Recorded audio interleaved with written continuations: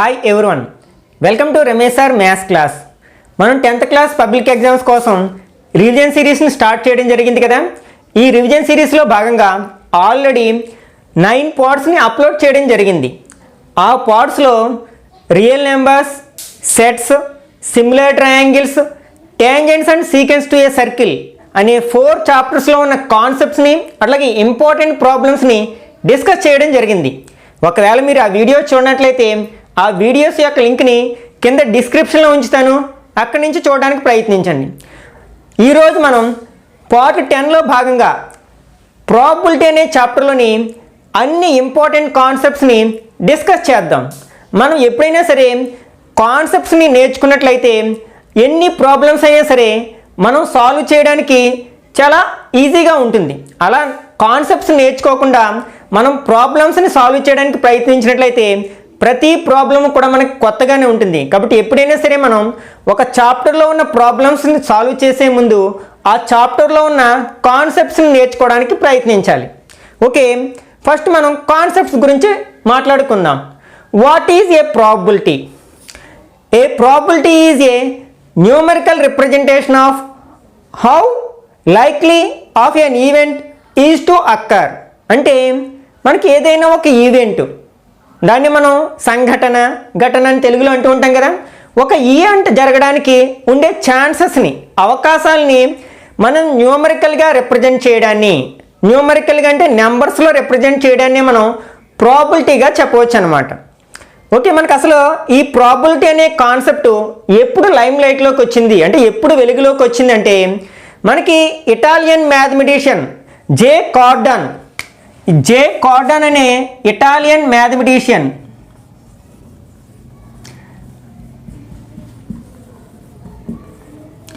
ఈయన ఒక బుక్ రాయడం జరిగింది. అదేంటంటే the book of games of chances.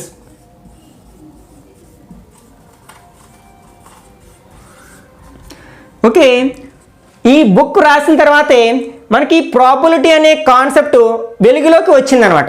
Next ఈ థియరీ ఆఫ్ ప్రాబబిలిటీని డెవలప్ చేయడానికి కృషి చేసిన వ్యక్తుల్లో మనం 3 పర్సన్స్ని ముఖ్యంగా చెప్పుకోవాలి. వాళ్ళు ఎవరంటే Bernoulli,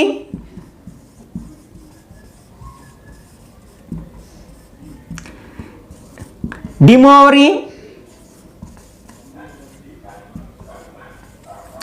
next third one Simon Laplace.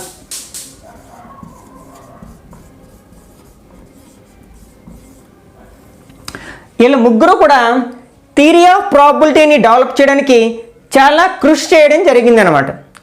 మనకి ప్రాబబిలిటీ అనేది 2 టైప్స్లో ఉంటుంది. అదేంటంటే first one is experimental probability,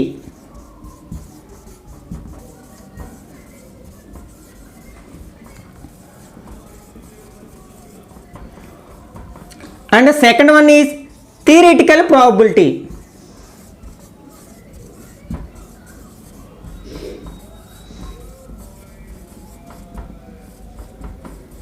Okay, what is the difference between experimental probability and theoretical probability? మనం ఎక్స్పెరిమెంటల్ ప్రాబబిలిటీ గురించి మాట్లాడుకున్నట్లయితే the probability estimated on the basis of results of an actual experiment. అంటే మనం ఒక event యొక్క అక్కరెన్స్ని, ప్రాబబిలిటీని మనం పర్సనల్గా experiment చేయడం ద్వారా ఆ ఎక్స్పెరిమెంట్స్లో వచ్చిన రిజల్ట్స్ ఆధారంగా కాల్కులేట్ చేసినట్లయితే, అంటే ఏదైనా ఒక ఈవెంట్ యొక్క ప్రాబబిలిటీని మనం కాల్కులేట్ చేయడానికి ఏం చేస్తామన్నమాట, స్వయంగా మనమే ఎక్స్పెరిమెంట్ చేస్తాం. ఆ ఎక్స్పెరిమెంట్లో వచ్చిన రిజల్ట్స్ ఆధారంగా ఆ ఈవెంట్ యొక్క ప్రాబబిలిటీని కాల్కులేట్ చేస్తాం. అట్లా చేసినట్లయితే that is called experimental probability. Next theoretical probability. The probability determined on the basis of reasoning. అంటే ఇక్కడ మనం థియరిటికల్ ప్రాబబిలిటీతో ఏ విధమైన ఎక్స్పెరిమెంట్ చేయమన్నమాట, అంటే మనకి లాజికల్గా ఆలోచించి మనం ఒక ఈవెంట్ యొక్క ప్రాబబిలిటీని కాల్కులేట్ చేయడం జరుగుతుంది అనమాట. ఈ రెండింటికి డిఫరెన్స్ ఇది. మనం ఒక ఎగ్జాంపుల్ ద్వారా మనం ఈ రెండింటికి ఉన్న డిఫరెన్స్ని అర్థం చేసుకోవడానికి ప్రయత్నిద్దాం.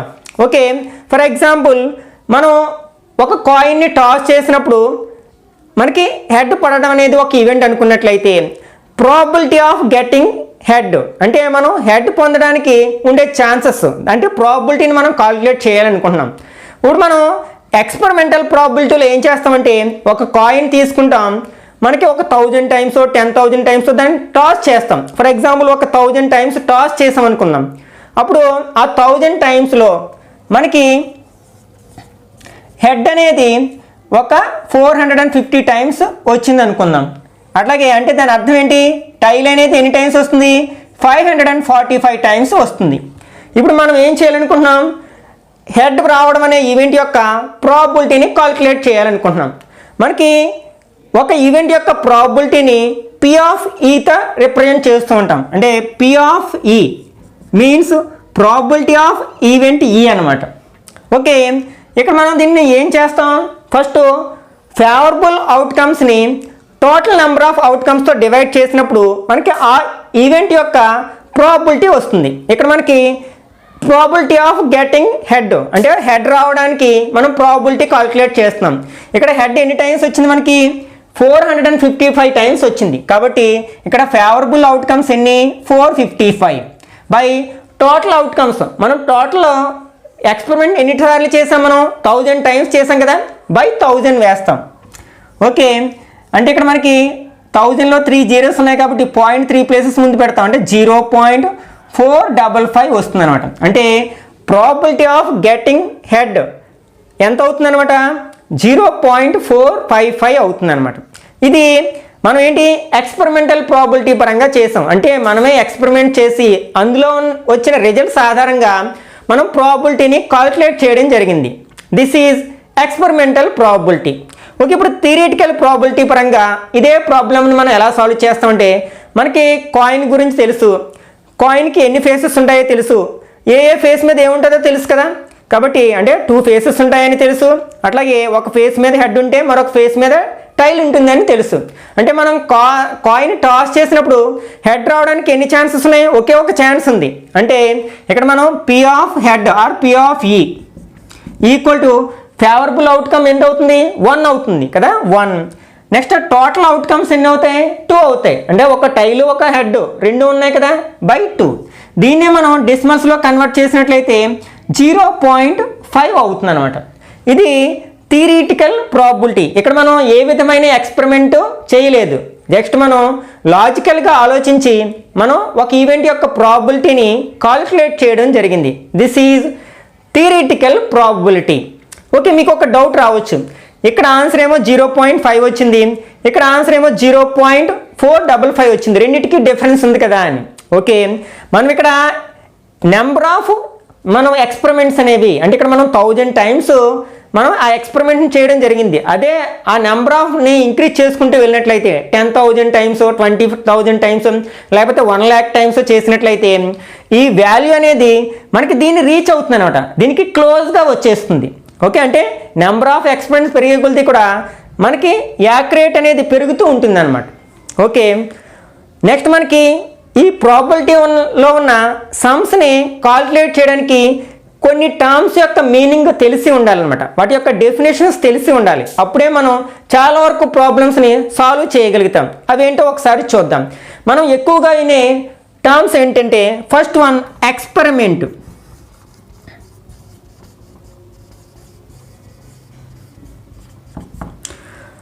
ఓకే, మనకి ఎక్స్పెరిమెంట్ అంటే ఏంటంటే మనం ఒక కాయిన్ని టాస్ చేయడం, అదొక ఎక్స్పెరిమెంట్ అవుతుంది. లేకపోతే ఒక డైస్ ఉంటుంది, మనం డైస్తో ఆడుతుంటాం కదా, దానికి క్యూబ్ షేప్లో ఉంటుంది, 6 ఫేసెస్ ఉంటాయి. మనకి 6 ఫేసెస్ మీద 6 నెంబర్స్ ఉంటాయి, 1 to 6 వరకు ఉన్న నెంబర్స్ ఉంటాయి. లేకపోతే అవే డాట్స్ రూపంలో ఉంటాయి, అంటే ఒక ఫేస్ మీద ఒక డాట్, ఇంకొక ఫేస్ మీద 2 డాట్స్, వాటిని మనం నెంబర్స్ రూపంలో తీసుకుంటాం, 1 అని 2 అని 3 అని. ఓకే, అట్లాగే అంటే ఒక డైస్ని రోల్ చేయడం అదొక ఎక్స్పెరిమెంట్. లేకపోతే ఒక ప్యాక్ ఆఫ్ కార్డ్స్లోంచి అంటే ఒక ప్యాక్ ముక్కల కట్లోంచి ఒక కార్డ్ని పికప్ చేయడం, ఇవన్నీ కూడా మనకి ఎక్స్పెరిమెంట్స్ అవుతాయి అన్నమాట.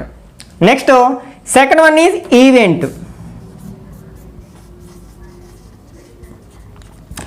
ఓకే, ఇక్కడ ఈవెంట్ అంటే మనం కాయిన్ని టాస్ చేసినప్పుడు హెడ్ రావడం, ఇదొక ఈవెంట్ అవుతుంది.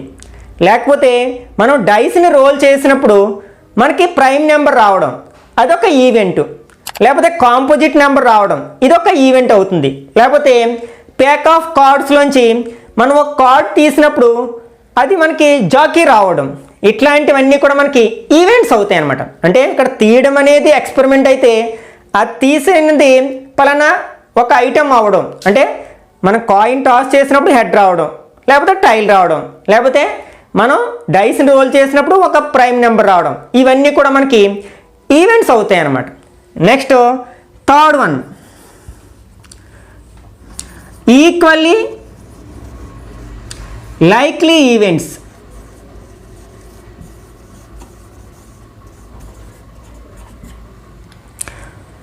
మనకి if 2 or more events has equal chances of occurrence, అంటే మనకి 2 అంతకంటే ఎక్కువ ఈవెంట్స్ అనేవి అవి జరగడానికి ఈక్వల్ ఛాన్సెస్ ఉన్నట్లయితే, అంటే సమాన అవకాశాలు ఉన్నట్లయితే వాటిని ఈక్వల్లీ లైక్లీ ఈవెంట్స్ అంటాం అన్నమాట. అంటే ఫర్ ఎగ్జాంపుల్ మనం ఒక కాయిన్ని టాస్ చేసామనుకోండి, హెడ్ రావడానికి ఎంత ఛాన్స్ ఉంటుందో టైల్ రావడానికి కూడా అంతే ఛాన్స్ ఉంటుంది కదా. కాబట్టి ఈ రెండు ఈవెంట్స్ కూడా మనకి ఈక్వల్లీ లైక్లీ ఈవెంట్స్ అవుతాయి అన్నమాట. అట్లాగే మనం ఫర్ ఎగ్జాంపుల్ ఒక డైస్ని రోల్ చేసాం అనుకోండి, మనకి ఈవెంట్ నెంబర్ రావడానికి ఎంత ఛాన్స్ ఉంటుందో ఆడ్ నెంబర్ రావడానికి కూడా అంతే ఛాన్స్ ఉంటుంది. ఎందుకంటే మనకి డైస్ మీద 6 నెంబర్స్ ఉంటాయి, 1 to 6 వరకు. అందులో ఈవెంట్ నెంబర్స్ ఎన్ని ఉంటాయి? 3 ఉంటాయి, 2, 4, 6. ఆడ్ నెంబర్స్ ఎన్ని ఉంటాయి? 3 ఉంటాయి, 1, 3, 5. అంటే ఈక్వల్గా ఉన్నాయి కదా. కాబట్టి అవి రెండు కూడా మనకి ఈక్వల్లీ లైక్లీ ఈవెంట్స్ అవుతాయి అన్నమాట. అలాగే మనం ప్యాక్ ఆఫ్ కార్డ్స్ గురించి మాట్లాడుకున్నట్లయితే మనకి ఒక పేక కట్టలో ఎన్ని కార్డ్స్ ఉంటాయి అంటే మనం ఈ ప్రాబబిలిటీకి సంబంధించిన ప్రాబ్లమ్స్ సాల్వ్ చేసేటప్పుడు మనం జోకర్స్ని మినహాయిస్తాం, వాటిని లెక్కలోకి తీసుకోం. అంటే జోకర్స్ని మినహాయించినట్లయితే మనకి ప్యాక్ ఆఫ్ కార్డ్స్లో పేక కట్టలో ఎన్ని కార్డ్స్ ఉంటాయంటే మనకి 52 కార్డ్స్ ఉంటాయి కదా. వాటిలో మనకి హాఫ్ అంటే 26 బ్లాక్ కలర్ కార్డ్స్ ఉంటాయి, మనకి 26 రెడ్ కలర్ కార్డ్స్ ఉంటాయి. ఇప్పుడు నేను ఒక ప్యాక్ ఆఫ్ కార్డ్స్లోంచి ఒక కార్డ్ని పికప్ చేసాం అనుకుందాం, అది రెడ్ కలర్ రావడానికి ఎంత ఛాన్స్ ఉంటుందో బ్లాక్ కలర్ రావడానికి కూడా అంతే ఛాన్స్ ఉంటుంది కదా. కాబట్టి అవి రెండు కూడా మనకి ఈక్వల్లీ లైక్లీ ఈవెంట్స్ అవుతాయి అన్నమాట. Next fourth one, mutually exclusive.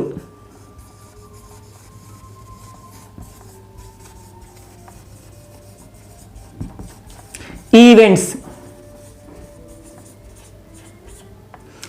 Okay, if the occurrence of an event prevents the occurrence of other event then they are called mutually exclusive events. అంటే మనకి ఏదైనా ఒక ఈవెంట్ జరిగినప్పుడు మరొక ఈవెంట్ జరగడానికి ఛాన్స్ లేదు, అంటే 100% ఛాన్స్ లేదు, అంటే 0% ఛాన్స్ మాత్రమే ఉంది. అప్పుడు ఆ రెండింటిని ఏమంటామంటే మ్యూచువల్లీ ఎక్స్క్లూజివ్ ఈవెంట్స్ అంటాం అనమాట. అంటే ఫర్ ఎగ్జాంపుల్ నేను కాయిన్ టాస్ చేశాను, హెడ్ వచ్చింది, ఇంకా టైల్ రావడానికి ఛాన్స్ ఉందా? లేదు కదా. కాబట్టి ఈ రెండు కూడా మనకి మ్యూచువల్లీ ఎక్స్క్లూజివ్ ఈవెంట్స్ అవుతాయి అనమాట. ఫర్ ఎగ్జాంపుల్ నేను ఒక డైస్ని రోల్ చేశాను, 2 వచ్చింది అనుకుందాం, అంటే మనకి ఇంకా 1 రావడానికి 3, 4, 5, 6 ఆ నెంబర్స్ రావడానికి అవకాశం లేదు కదా. కాబట్టి ఇవి మనకి ఏమవుతాయి అంటే 2 రావడం అనేది ఒకటే అనుకుంటే మిగిలినదన్నీ ఒక సెట్ ఆఫ్ అవుట్కమ్స్ అనుకుంటే అవి రెండు కూడా మనకి మ్యూచువల్లీ ఎక్స్క్లూజివ్ ఈవెంట్స్ అంటాం. నెక్స్ట్ మనకి శాంపిల్ స్పేస్. శాంపిల్ స్పేస్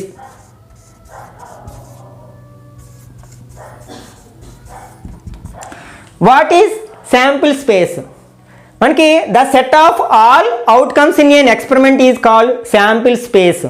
మనం దీన్ని క్యాపిటల్ ఎస్తో రిప్రజెంట్ చేస్తూ ఉంటాం. అంటే మనకి ఏదైనా ఒక ఎక్స్పెరిమెంట్లో అన్ని పాసిబుల్ అవుట్కమ్స్ని మనం ఒక సెట్లో రాసినట్లయితే అది మనకి శాంపిల్ స్పేస్ అవుతుంది అనమాట. ఫర్ ఎగ్జాంపుల్ మనం ఒక కాయిన్ని టాస్ చేసినప్పుడు మనకి ఎన్ని అవుట్కమ్స్ ఉంటాయి? ఒక హెడ్ రావచ్చు, టైల్ రావచ్చు, అవే కదా మనకు అవుట్కమ్స్. అవన్నిటినీ మనం సెట్లో రాసాం, అంటే హెడ్, టైలు, ఇవి అన్ని అవుట్కమ్స్ కదా. కాబట్టి ఇది ఒక శాంపిల్ స్పేస్ అవుతుంది అనమాట. అట్లాగే నేను ఒక డైస్ని రోల్ చేశాను అనుకుందాం, అప్పుడు ఇక్కడ మనకి శాంపిల్ స్పేస్ ఏమవుతుందంటే మనకి అన్ని అవుట్కమ్స్ ఏమవుతాయి? 1 కావచ్చు, 2 కావచ్చు, 3 కావచ్చు, 4 కావచ్చు, 5 కావచ్చు, 6 కావచ్చు, ఇంక వేరే ఛాన్స్ లేదు కదా. ఇవన్నీ అవుట్కమ్స్ అనమాట. కాబట్టి the set of all outcomes in an experiment is called sample space అనమాట.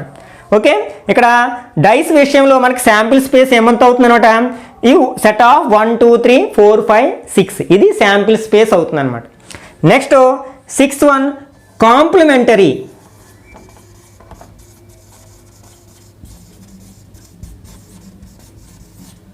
ఈవెంట్స్. అసలు కాంప్లిమెంటరీ ఈవెంట్స్ ఏంటి? ఫర్ ఎగ్జాంపుల్ ఈ అనేది ఒక ఈవెంట్ అనుకుందాం. నెక్స్ట్ ఈ బార్ అనేది the set of all outcomes which are against to E. అంటే ఈ అనేది ఒక ఈవెంట్ అయితే ఈ బార్ అనేది మనకి set of all outcomes which are against to E, అంటే ఈకి వ్యతిరేకంగా ఉండే అన్ని అవుట్కమ్స్ యొక్క సెట్ అయినట్లయితే ఈ బారు, ఈ రెండింటినీ మనం ఏమంటాం అంటే కాంప్లిమెంటరీ ఈవెంట్స్ అంటాం అనమాట. ఫర్ ఎగ్జాంపుల్ మనం ఒక డైస్ని ఎగ్జాంపుల్గా తీసుకుందాం. మనకి 2 రావడం అనేది ఒక ఈవెంట్ అనుకుందాం. అంటే ఇక్కడ ఈ సెట్ ఆఫ్ 2 అయింది. ఇప్పుడు మనకి అప్పుడు ఈ బార్ ఏమవుతుంది, దీని యొక్క ఎగ్నెస్ట్గా ఉండే అవుట్కమ్స్ ఏమవుతాయి, ఇంకా 2 రావడం అనేది 2 రాకపోవడం అనేది ఇంకేముంటాయి, 1 వచ్చినా జరుగుతుంది, 3 వచ్చినా, 4 వచ్చినా, 5 వచ్చినా, 6 వచ్చినా, వీటిలో ఏ ఒక్కటి వచ్చినా దీనికి వ్యతిరేకంగానే జరిగినట్లు కదా, 2 రాకపోవడమే కదా.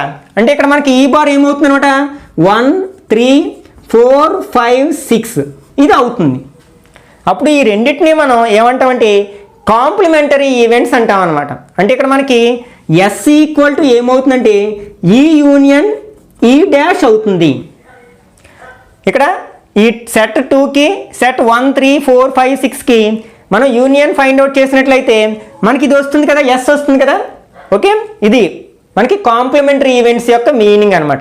ఈ అనేది ఒక ఈవెంట్ అయితే ఈ బార్ అనేది all outcomes which are against to E, అంటే ఈకి వ్యతిరేకంగా ఉండే అన్ని అవుట్కమ్స్ యొక్క సెట్ అయినట్లయితే ఈ రెండు కూడా మనకి కాంప్లిమెంటరీ ఈవెంట్స్ అవుతాయి అన్నమాట. Next sure event are certain.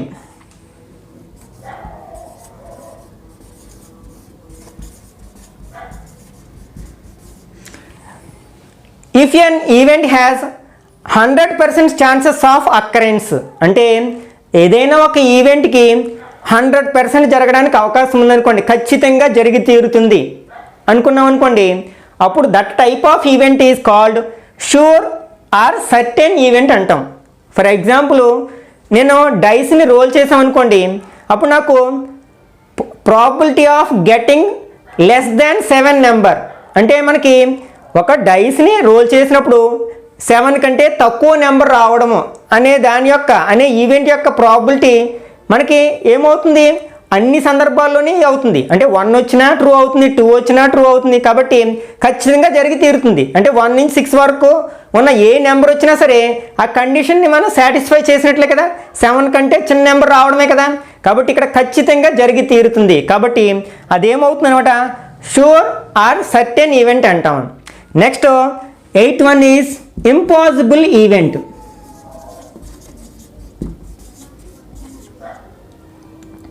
అంటే if a event has no chance to occurrence, అంటే ఒక ఈవెంట్ అసలు జరగడానికి అవకాశం లేదనుకోండి, అప్పుడు ఆ ఈవెంట్ని ఏమంటామంటే ఇంపాసిబుల్ ఈవెంట్ అంటాం అనమాట. ఫర్ ఎగ్జాంపుల్ నేను ఒక డైస్ని రోల్ చేసినప్పుడు find the probability of getting 7 అన్నాం అనుకోండి, అసలు 7 రావడానికి ఏమైనా ఛాన్స్ ఉంటుందా?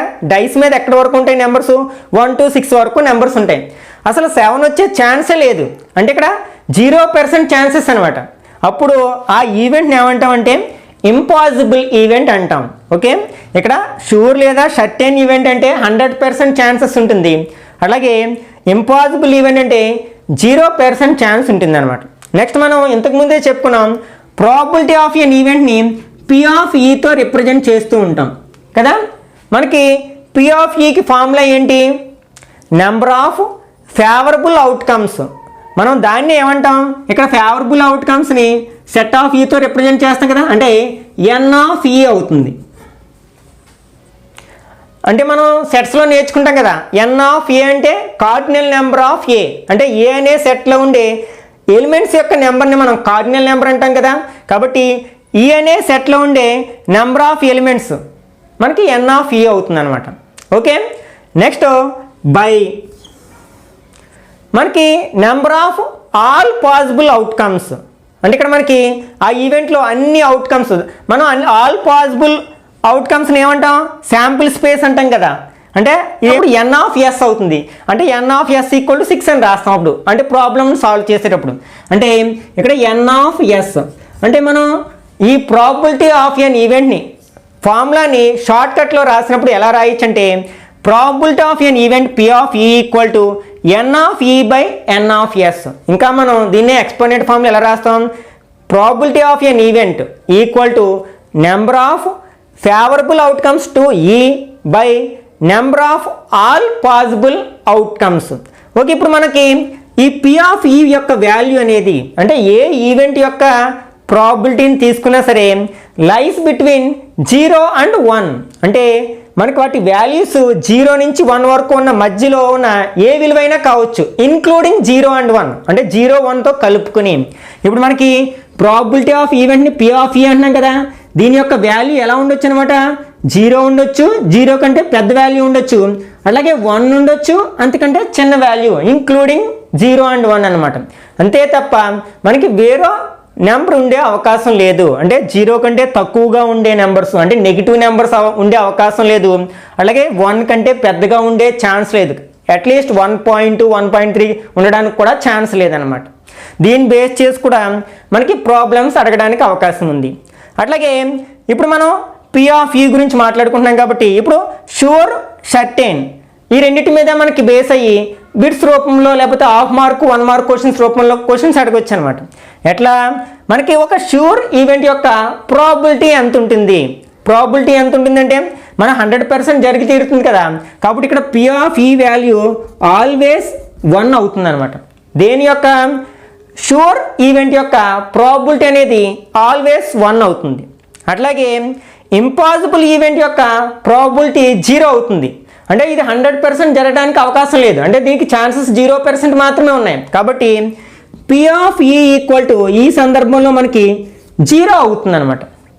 ఇవన్నీ కూడా మనకి ఈ ప్రాబబిలిటీలో ఉన్న మోస్ట్ ఇంపార్టెంట్ కాన్సెప్ట్స్ అనమాట.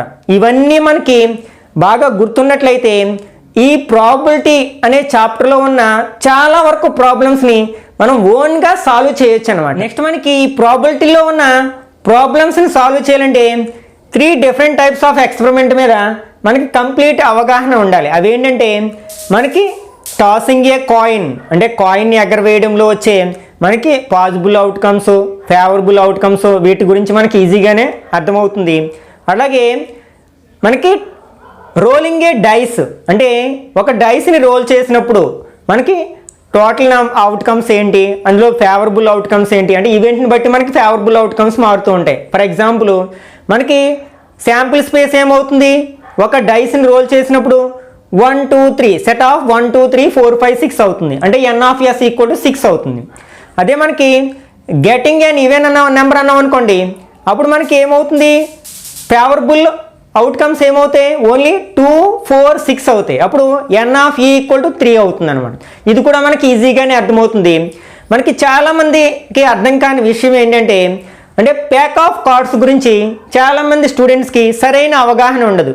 అంటే ఈ ప్యాక్ ఆఫ్ కార్డ్కి సంబంధించిన ఏ ప్రాబ్లమ్స్ అడిగినా సరే చాలామంది స్టూడెంట్స్ కన్ఫ్యూజ్ అయిపోతూ ఉంటారనమాట.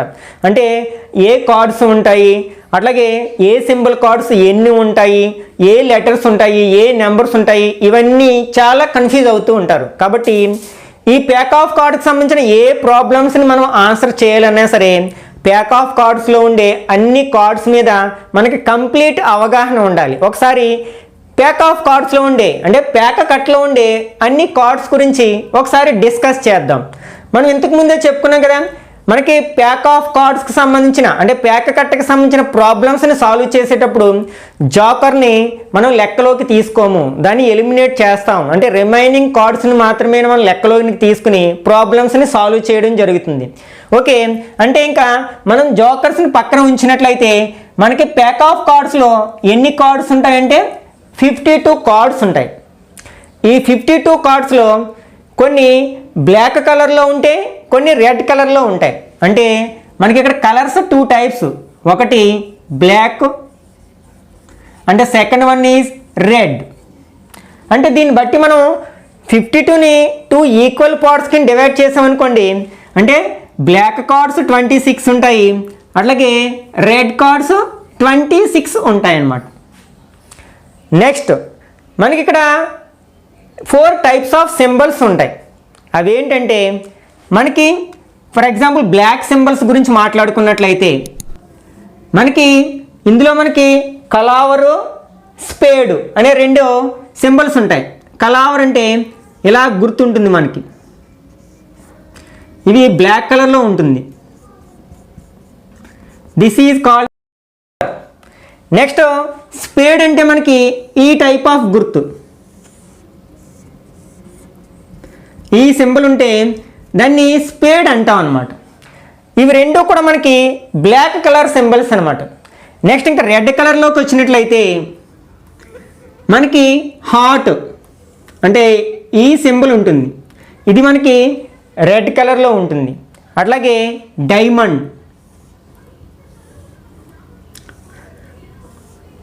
ఓకే, ఇవి 2 కూడా మనకి రెడ్ కలర్లో ఉంటాయి, ఇవి 2 బ్లాక్ కలర్లో ఉంటాయి అనమాట. అంటే ఇక్కడ సింబల్స్ పరంగా చెప్పుకున్నట్లయితే 4 డిఫరెంట్ టైప్స్ ఆఫ్ సింబల్స్ ఉంటాయన్నమాట. ఓకే, నెక్స్ట్ ఇప్పుడు మనం లెటర్స్ గురించి, నెంబర్స్ గురించి మాట్లాడుకున్నట్లయితే, అంటే ఫస్ట్ మనం లెటర్స్, ఆల్ఫాబెట్స్ గురించి మాట్లాడుకున్నట్లయితే మనకి ఏ, దీన్ని ఏస్ అంటాం. అట్లాగే జే అంటే జాక్ అంటాం. అట్లాగే క్యూ అంటే క్వీన్ అంటాం. కే అంటే king. Ace, jack, queen and king. ఇవి మనకి లెటర్స్ ఉండే కార్డ్స్ అనమాట.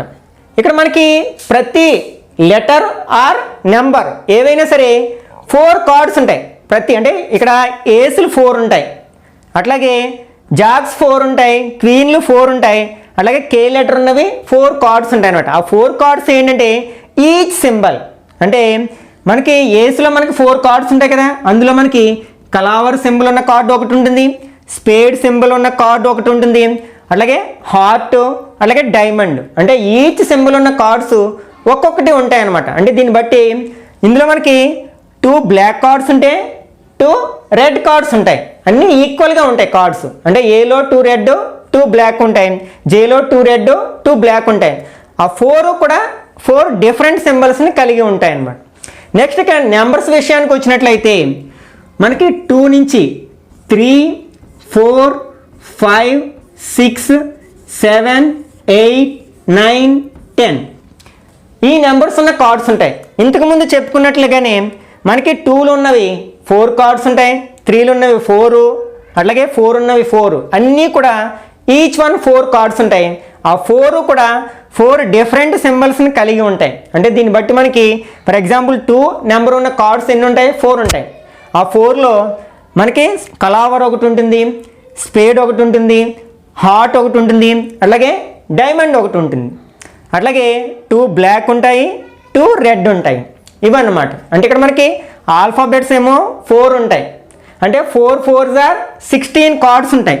అంటే మొత్తం ఆల్ఫాబెట్స్ ఉండే కార్డ్స్ 16, ఎందుకంటే ఈచ్ ఆల్ఫాబెట్ 4 కార్డ్స్ ఉంటాయి కాబట్టి. అట్లాగే ఇంకా నెంబర్స్ ఇవి ఎన్ని ఉన్నాయి? 1 2 3 4 5 6 7 8 9 మనకి 9 నెంబర్స్ ఉన్నాయి కాబట్టి 9 4s ఆర్ 36.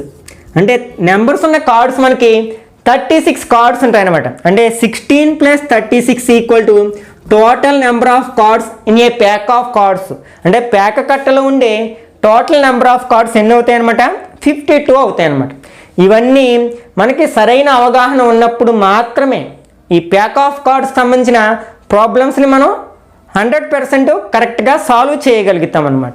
అంటే ఏ కలర్వి ఎన్ని ఉంటాయి, ఏ సింబల్వి ఎన్ని ఉంటాయి, ఆల్ఫాబెట్ ఉన్నవి ఎన్ని కార్డ్స్ ఉంటాయి, న్యూమరల్స్ ఉన్నవి ఎన్ని కార్డ్స్ ఉంటాయి.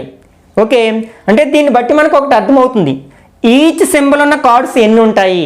అంటే ఇక్కడ మనకి టోటల్ 52 ఉంటాయి కదా, ఆ టోటల్ 52 కూడా ఈ 4 సింబల్స్ ఉన్నవి మాత్రమే ఉంటాయి. అంటే ఈ 52ని మనం 4తో డివైడ్ చేసామనుకోండి ఎంత వస్తుంది? 13 వస్తుంది. అంటే ఇక్కడ మనకి కలావర్ కార్డులు 13 ఉంటాయి, అట్లాగే స్పేడ్లు 13 ఉంటాయి, హార్టర్స్ 13s ఉంటాయి, అట్లాగే డైమండ్స్ కూడా 13 ఉంటాయి. అంటే టోటల్ 52 కార్డ్స్ ఉంటాయి అనమాట. ఈచ్ సింబల్ మనకి 13 కార్డ్స్ ఉంటాయని అర్థమవుతుంది అనమాట.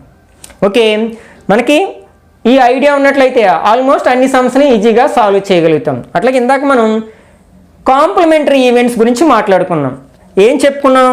మనకి ఫర్ ఎగ్జాంపుల్ ఈ అనేది ఒక ఈవెంట్ అయితే, నెక్స్ట్ ఈ ఆఫ్ బార్ అనేది set of all outcomes which are against E, అంటే ఈకి వ్యతిరేకంగా ఉండే అన్ని అవుట్కమ్స్ యొక్క సెట్ని మనం ఈ బార్ అన్నాం.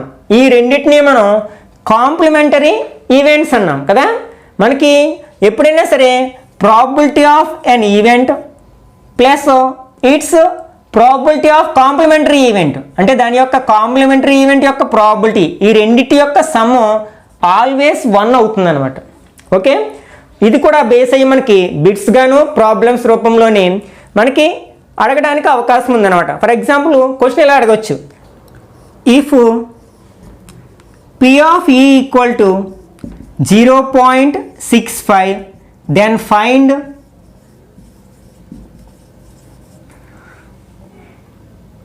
P of not E. దీన్నే రెండు విధాలుగా అడగొచ్చు. P of not E అని కానీ లేకపోతే P of E bar ఇట్లా అడగొచ్చు అనమాట. అంటే P of E వాల్యూ 0.65 అయినట్లయితే P of E bar అన్న P of not E అన్న ఒకటే అర్థం వస్తుంది. ఇక్కడ మనం ఇట్లాంటి ప్రాబ్లమ్స్ని సాల్వ్ చేయడానికి ఈ ఈక్వేషన్ అనేది మనకు చాలా ఉపయోగపడుతుంది అనమాట. ఇప్పుడు మనం ఈ ప్రాబ్లమ్ని ఎలా సాల్వ్ చేస్తాం? We know that